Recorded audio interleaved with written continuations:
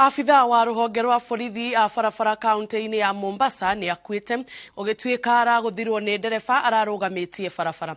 Kũringana na komanda wa borithi a traffic gĩcigo-inĩ kĩa Gĩcũa-inĩ Maxwell Agoro, mwĩkũĩrwo nĩ anyitĩtwo na kũhingĩrwo ceceni-inĩ ya borithi ya Makupa.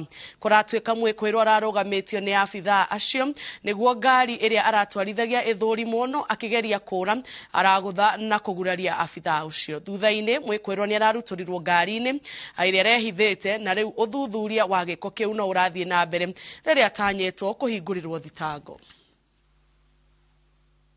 Two police officers were controlling traffic and a vehicle emerged from the Coast General Hospital direction driving carelessly. He was flagged down by the officer and the officer told him to park aside. He was asked to switch off the motor vehicle, but he declined.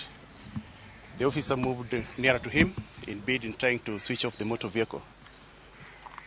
But the driver adamantly refused, suddenly grabbed the officer and drove away with part of his body inside the motor vehicle for about 200 meters.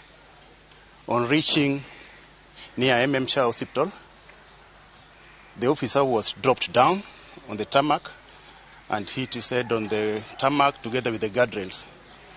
The motorist continued driving towards Nyali direction and went and hit the motor vehicle in one of the basement apartments within Nyali.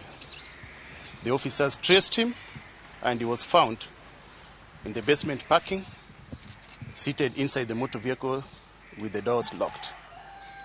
He was arrested and the vehicle towed to the police station. He was taken to Makupa police station, while the officer was rushed to Georgia Hospital for treatment. But unfortunately, on arrival, he was pronounced dead at the hospital without being attended to.